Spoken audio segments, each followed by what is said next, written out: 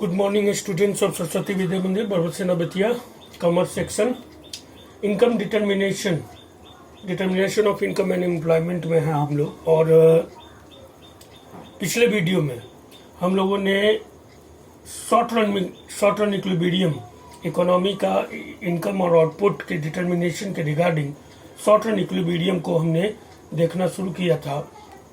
और उसमें सबसे पहला कॉन्सेप्ट जो हम लोग देखे थे वो हम लोग देखे थे AD and as approach.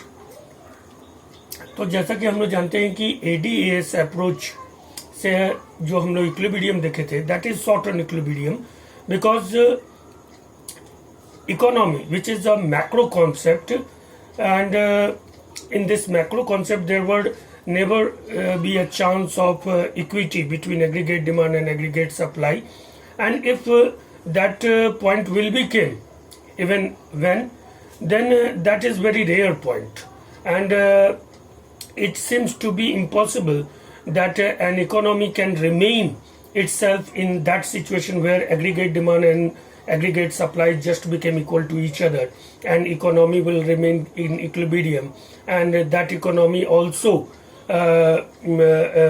prevent all types of inflation and deflationary impact. But short run equilibrium, इसीलिए इसको शॉर्ट रन इक्विलिब्रियम हम कॉन्सेप्ट दिए हैं क्योंकि ये बहुत अल्पकाल के लिए अगर होगा भी इक्विलिब्रियम तो बहुत अल्पकाल के लिए होगा, for a very short period, for a moment only.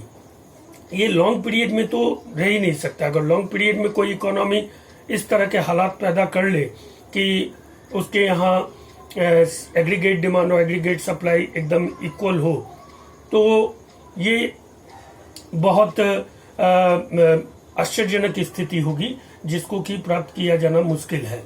अभी हम लोग concept of short run equilibrium में जो सेकेंड अप्रोच है एसआई अप्रोच उसको देखेंगे। चूंकि एसआई अप्रोच भी एडीएस अप्रोच से निकला है, जैसा कि हम लोग जानते हैं कि एडी बराबर एएस अप्रोच जब हम लोग करते हैं तो इसमें हम लोगों ने देखा कि aggregate demand just aggregate supply के बराबर होगा तो इकोनॉमी इक्विलिब्रियम में होगा, और जहां पर ये एक दूसरे के whether the aggregate demand became equal to aggregate supply at that point the equilibrium employment and income level will be decided. और इसी अप्रोच से एडी बराबर हम लोग जानते हैं सी प्लस आई होता है और एएस बराबर सी प्लस एस, ये सी कट गया तो एस इक्वल टू आई, यानी एसआई अप्रोच भी हमको इसी एडीएस अप्रोच से निकलता है। तो इसमें हम एडीएस अप्रोच से देख चुके हैं, आज एसआई अप्रोच से देखेंगे, सेविंग इन्वेस्टमेंट अप्रोच से। देखिए सेविंग इन्वेस्टमेंट अप्रोच क्या कहता है। सेविंग पहले हम बता दें कि saving refers that part of income which is not going to expend over consumption and that is left after consumption expenditure, that is saving. Investment is known as expenditure. Investment is known as expenditure of production sector and household sector as well as, and saving is that part which is left by expenditure. तो that is saving and investment. एक आय के खर्च को बताता है और दूसरा आय में बचत को बताता है।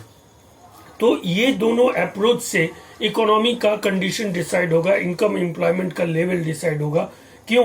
क्योंकि हम लोग जानते हैं कि सर्कुलर फ्लो ऑफ इनकम जो होता है, आय का चक्रीय प्रवाह, वो ये डिसाइड करता है कि इकोनॉमी का इनकम लेवल ऊपर जाएगा या नीचे जाएगा। एसआई अप्रोच क्या कहता है? According to this approach, SI approach के हिसाब से, according to this approach equilibrium level of income output, equilibrium level of income and output is determined at a point where planned saving is equal to planned investment. देखिए planned saving और induce, तो saving जो होते हैं या वो दो तरह के होते हैं, एक होता है एक्स एंटे और एक होता है एक्स पोस्ट। तो सेविंग एक्स एंटे का मतलब हो गया प्लान्ड और एक्स पोस्ट का मतलब हो गया रियलाइज। तो एक्स एंटे होता है प्रोबेबल होता है, एक्सपेक्टेड होता है, प्लान्ड होता है फ्यूचर में। यानी अगर हम प्लान्ड सेविंग कहता है कि if a consumer willing to save that amount in this financial year, जब हम कहते हैं कि इस साल हम 1 लाख रुपया बचत करने का सोच रहे हैं, दैट इज प्लान्ड सेविंग। इस साल हम 1 लाख रुपया इन्वेस्ट करने का सोच रहे हैं, दैट इज प्लान्ड इन्वेस्टमेंट। इस साल हम 5 लाख रुपया खर्च करने का सोच रहे हैं, दैट इज प्लान्ड एक्सपेंडिचर। जो हम सोच रहे हैं, जो प्रोबेबल है, जो एक्सपेक्टेड है, तो वो है प्लान्ड, जो जिसकी हम प्लानिंग करते हैं। जो प्लान्ड है वो प्लान्ड है, यानी वो एक्स एंटे है। और एक्स पोस्ट क्या है? रियलाइज। जितना हमने, अगर हमने 1 लाख रुपया बचत करने का सोचा था और वास्तव में हम 40,000 ही कर पाए, तो that is x post saving, उसको कहते हैं रियलाइज। तो एक्स पोस्ट एक्स एंटे, इस कॉन्सेप्ट को हम लोग फिर केन्सियन में देखेंगे, लेकिन अभी हम देखते हैं कि ऐसा ही अप्रोच कहता है कि according to this approach equilibrium level of income and output is determined at a point where planned saving is equal to planned investment. It can be clear from given diagram. Planned saving plan investment के बराबर जहां होगा वहां पर संतुलित आय स्तर एवं उत्पादन स्तर का निर्धारण होगा अर्थव्यवस्था में। हम लोग देख रहे हैं कि ये हमारा वो वाई एक्सिस है और ये नेगेटिव में गया है, वो के बाद ये नेगेटिव में गया है, यानी यहाँ पे सेविंग नेगेटिव है, जो कि हम बताए थे कि जितना ऑटोनोमस कंजम्पशन हम करते हैं उतना सेविंग नेगेटिव होता है। ये हमारा इन्वेस्टमेंट लाइन है, जो कि ऑटोनोमस इन्वेस्टमेंट लाइन है, प्लान्ड इन्वेस्टमेंट है। और ये ऑटोनोमस इन्वेस्टमेंट यानी कि that investment which is remain constant at every level of income, that is initial investment, autonomous investment. Saving line which is passed through from negative side to positive side. अब ये यहाँ पर इसको intersect कर रहे हैं, यहाँ पे इक्विलिब्रियम हुआ। इससे पहले यहाँ पे इन्वेस्टमेंट ऊपर है और सेविंग नीचे है, यानी ये एरिया क्या है? ये एरिया है इन्वेस्टमेंट का, ये एरिया इन्वेस्टमेंट को शो कर रहा है। और इसके बाद जब सेविंग ऊपर जाता है तो ये एरिया जो है, ये एरिया सेविंग को बताता है, सेविंग। तो यहाँ पर बिफोर इक्विलिब्रियम इन्वेस्टमेंट ज्यादा है, जैसे कि हम लोग कल देखे थे कि एडीएस अप्रोच में, एडीएस अप्रोच भी हम आपको यहाँ बता देते हैं तो आपको क्लियर हो जाएगा। ये एएस है, एग्रीगेट सप्लाई, और ये एडी था। तो यहाँ पर एडी ज्यादा था और एएस कम था, यानी एग्रीगेट डिमांड ज्यादा है। डिमांड ज्यादा है यानी कि अर्थव्यवस्था में तेजी है, मांग ज्यादा है, तो एग्रीगेट डिमांड ज्यादा का मतलब है inflationary situation, which is a feature of developing economy and which is also assume as a good for a sustainable economic developmental process in developing economy. यहाँ पर इक्विलिब्रियम के बाद, यहाँ पे जहाँ पे इंटरसेक्ट है इक्विलिब्रियम है, इक्विलिब्रियम के बाद एग्रीगेट सप्लाई ज्यादा हो जाता है और एग्रीगेट डिमांड कम हो जाता है, यानी सेविंग बढ़ जाते हैं। और यहाँ पर क्या है कि सेविंग नेगेटिव थे, सेविंग घट जाते हैं, एक्सपेंडिचर ज्यादा है। तो इन सब का रिलेशन है कंजम्पशन से, एक्सपेंडिचर से। इसलिए क्योंकि देखिए, इससे पहले अर्थव्यवस्था जो है, हमने कहा कि यहाँ पे इसके पहले इक्विलिब्रियम पॉइंट से पहले अर्थव्यवस्था में लोअर इनकम ग्रुप्स थे, इनकम लेवल लो था, तो जाहिर सी बात है कि एमपीसी हाई था, marginal propensity to consume high था।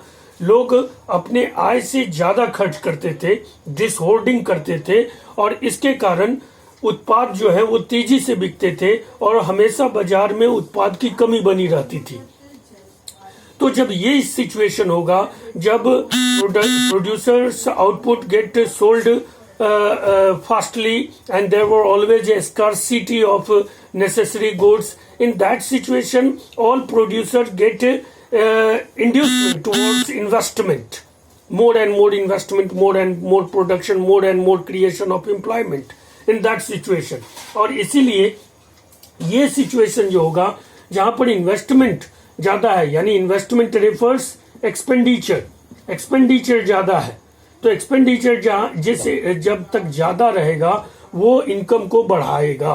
क्यों? क्योंकि जब लोगों का व्यय ज्यादा होगा, खर्च ज्यादा होगा, वो वस्तुओं की मांग ज्यादा करेंगे, बाजार में एक तेजी रहेगी, स्टॉक कभी क्रिएट ही नहीं होगा, जितना प्रोडक्शन होगा उतना सप्लाई होता रहेगा, बिकता रहेगा, तो प्रोड्यूसर को नया इंटेंसिव मिलता रहता है, producer get incentives towards make new investment towards more production, और ये पूरे के पूरे राष्ट्रीय आय को बढ़ाने वाला होगा। तो इन्वेस्टमेंट जब ज्यादा होगा तो as we know that investment is investment defined as a injection towards income circular flow. तो ये ज्यादा होगा तो इनकम आपका बढ़ेगा, Y1 से Y आएगा, इनकम बढ़ेगा। लेकिन यही जब दूसरी स्थिति होती है तो सबसे पहले इसमें भी आपको SI अप्रोच में जब फर्स्ट ऑफ ऑल अगर ये this question in board examination carry 6 marks and also you have to, whenever this question will come, that is a complete answer, but before the starting this question answer from here you have to be defined saving and investment in 2 or 3 few lines. What is saving? What is saving function? Saving is a function of income. Saving is refers that part of income which is not going to be expended over consumption, and that is saving. And investment is just a process of creating formation of capital formation. It is a process of capital formation. तो saving investment को define करना है और उसके बाद आपको इस approach पे आ जाना है। इस अप्रोच में आपको लिखना है कि according to this approach equilibrium level of income and output is determined at a point where planned saving is equal to planned investment. It can be clear from given diagram. इस diagram को बना देना है। Investment line was the parallel to x axis which is autonomous investment, and the saving line will pass through from negative side to positive side, and where saving and investment intersect each other, at that point the equilibrium point was decided, and from that equilibrium point the equilibrium level of income and employment also decided. तो इसमें फिर दो case होते हैं, first case and second case. First case ये है when saving is more than investment. अब यही स्थिति जब उल्टी हो जाएगी, जब इनकम लेवल एक सस्टेन लेवल पे आ जाएगा, when consumers most of needs or get satisfied, when consumer became saturated from its all types of needs, most of needs, then after their MPC was slightly goes down and their MPS is slightly goes up increases. तो एक बार जब वो इस position पे आ जाते हैं, equilibrium position पे, saving investment, यानी ये पोजीशन जो है, ये पोजीशन है कि Y इक्वल टू C हो गया, यानी अब कंजम्पशन जो है वो इनकम के बराबर है, और इनकम जितना इनकम मिलता है कंज्यूमर को उससे वो अपने कंजम्पशन के सारे नीड्स को पूरा कर पाता है। और now that consumer was satisfied consumer from his needs, and then after income बढ़ते हैं, और उसके बाद जब इनकम बढ़ता है तो आपका सेविंग बढ़ना शुरू होता है, ना कि कंजम्पशन बढ़ना शुरू होता है। तो उसके बाद जब सेविंग बढ़ेगा तो जाहिर सी बात है, सेविंग बढ़ना का मतलब है कि खर्च कम होना। अब लोग टीवी खरीद चुके हैं, फ्रिज खरीद चुके हैं, तो अब फर्दर वो फिर से टीवी और फ्रिज नहीं खरीदेंगे। अब उनका वो आय सेविंग में जाएगा, क्योंकि वो कंजम्पशन भी नहीं बढ़ा सकते हैं, क्योंकि कंजम्पशन की एक प्रोपेंसिटी है जो कि हाई इनकम पर जाकर खुद ब खुद लो हो जाएगी। तो अब सेविंग बढ़ेगा, सेविंग बढ़ेगा, इसका मतलब कि एक्सपेंडिचर कम होगा, flow of income in economy कम होगा, और कम होगा, स्टॉक क्रिएट होंगे। इस सिचुएशन में क्या होगा, उत्पादक का उत्पाद नहीं बिकेगा। जैसे यहाँ पर उत्पादक का उत्पाद हमेशा सॉर्ट आउट हो जाता था, हमेशा सोल्ड आउट हो जाता था, यहाँ पे अब उत्पादक का उत्पाद अनसोल्ड रह रहा है, स्टॉक बच रहा है। और जब स्टॉक बचेगा, उत्पादन अनसोल्ड होगा, तो प्रोड्यूसर को कोई इंसेंटिव्स नहीं मिलेगा कि वो फर्दर मोर इन्वेस्टमेंट करे, मोर प्रोडक्शन करे, और वो धीरे धीरे ग्रेजुअली ही going to reduce the production amount, employment. तो वो अब उत्पादन को कम करने लगेगा और इन्वेस्टमेंट कम करेगा, इन्वेस्टमेंट कम करेगा तो उत्पादन और एम्प्लॉयमेंट दोनों कम हो जाएंगे, क्योंकि कोई भी प्रोड्यूसर स्टॉक बनाने के लिए तो उत्पादन करेगा नहीं। तो इसीलिए इस सिचुएशन के बाद आपका इनकम रिड्यूस की तरफ जाएगा। Whenever there is saving is more than investment, it refers और implies that situation in which expenditure became lesser than saving, and due to this the much of goods were get unsold, and there were creation of inventory or stock, and in that situation no one producer get incentive to increase the production and investment and also increase the employment, and in that situation because of circular flow of income, flow of income in economy were going to be decreased, and that is also leads to a decrease in level of national income. और यहाँ पर आप देख रहे हैं कि ये backward जाता है, लेवल ऑफ नेशनल इनकम जो है या इनकम का लेवल वो गिरेगा, और इनकम का लेवल गिरेगा यानी इन्वेस्टमेंट गिरेगा, एम्प्लॉयमेंट गिरेगा, इनकम गिरेगा, सब गिरेगा, क्योंकि सब कुछ डिपेंड करता है. The pivot role is playing by amount of production, and amount of production जो है, ये अमाउंट ऑफ प्रोडक्शन है जो ये डिपेंड करता है डिमांड पर, कि डिमांड कितना है. अगर डिमांड ज्यादा होगा तो प्रोडक्शन ज्यादा होगा. इस प्रोडक्शन को ज्यादा करने के लिए एक तरफ इन्वेस्टमेंट बढ़ाना होगा, दूसरी तरफ एम्प्लॉयमेंट बढ़ाना होगा. लेकिन अगर ये डिमांड ही लो चला जाए, ये डिमांड ही गिर जाए, तो प्रोडक्शन गिरेगा, प्रोडक्शन गिरेगा तो इन्वेस्टमेंट और एम्प्लॉयमेंट खुद ब खुद गिरेगा. तो दैट इज द कॉन्सेप्ट कि whenever S equal to more than investment, S more than investment situation implies that saving is greater than investment, thus expenditure get low in economy from required level for equilibrium. जितना equilibrium level के लिए चाहिए उससे expenditure अगर लो हो जाएगा, thus some output remain unsold, तो कुछ उत्पाद जो है वो अनसोल्ड रह जाएंगे, and there is increase in stock, और स्टॉक में वृद्धि हो जाएगी. Thus the producer reduce production, employment and it reduce income also. और उस स्थिति में प्रोड्यूसर जो है वो स्टॉक तो बनाएगा नहीं, स्टॉक बनाएगा नहीं तो वो प्रोडक्शन को डिक्रीज करेगा, प्रोडक्शन डिक्रीज करेगा तो एम्प्लॉयमेंट और इनकम भी डिक्रीज होंगे. वही चीज केस 2 में है कि what happens if S is less than investment, यानी ये केस, ये 2 केस है, ये सेकंड नंबर केस है, ये फर्स्ट नंबर केस है. सेकंड नंबर केस में क्या है कि सेविंग कम है. देखिए यहाँ पे सेविंग लाइन नीचे है, इन्वेस्टमेंट लाइन ऊपर है, सेविंग नीचे है. तो सेविंग अगर कम है इन्वेस्टमेंट से, यानी कि लोगों का खर्च अधिक है. सेविंग कम होने का मतलब है कि खर्च अधिक है, इन्वेस्टमेंट ज्यादा होने का मतलब है कि खर्च अधिक है. खर्च अधिक है यानी कि वो सामान ज्यादा खरीद रहे हैं. बाजार में हमेशा वस्तुओं की मांग है, एक तेजी की स्थिति है, वस्तु बाजार में टिक नहीं पाते हैं, आते हैं और बिक जाते हैं. And that situation were enough suitable to provide incentives to producer to produce more and more production to bridge up the gap between demand and supply.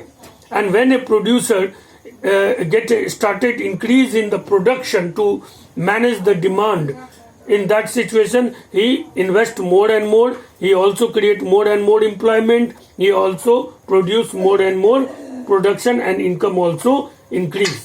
तो यहाँ से जब ये स्थिति होगी, तेजी की स्थिति, तो ये आपकी इनकम को बढ़ाने वाली स्थिति होगी. What happens if S is less than I? It implies that saving is lower than expenditure. इस स्थिति में सेविंग जो है एक्सपेंडिचर से कम है. Thus demand for goods increase, which lead to increase in investment, employment and income also. तो जब वस्तुओं का मांग बढ़ेगा तो उसको पूरा करने के लिए इन्वेस्टमेंट, एम्प्लॉयमेंट भी बढ़ेंगे, और इन्वेस्टमेंट, एम्प्लॉयमेंट बढ़ेंगे तो इनकम बढ़ेगा. ये ऑब्जेक्टिव में भी आ सकता है. आपको 1 नंबर का दे देगा कि in following situation when S equal to saving is more than investment, what will the impact on economy? Increase in income, reduce in employment, increase in saving, increase in output. There are 4 alternative. तो you have to be clear the concept. Saving ज्यादा होगा यानी income घटेगा, because saving is a leakages. Investment ज्यादा, saving कम होगा यानी investment ज्यादा होगा, इनकम बढ़ेगा, because investment is a type of expenditure which is made by as well as a household sector and production sector, and whenever that investment or expenditure get increased, it's also going to be increase in income. That's all. I hope you all understand the SI approach. तो ADS approach और SI approach, इन दोनों में से किसी भी एक approach से आपको क्वेश्चन आ सकता है बोर्ड में. You have to be get command on both this approach, because इन दोनों अप्रोच से बहुत तरह के क्वेश्चन बनते हैं. शॉर्ट क्वेश्चन भी बनते हैं, लॉन्ग क्वेश्चन भी बनते हैं. फिगर में बहुत क्लैरिटी और कॉन्सेप्ट आपको क्लियर रहना चाहिए कि फिगर आपको आए. ओके, टिल देन घर में रहिए, सुरक्षित रहिए. Stay home, safe home.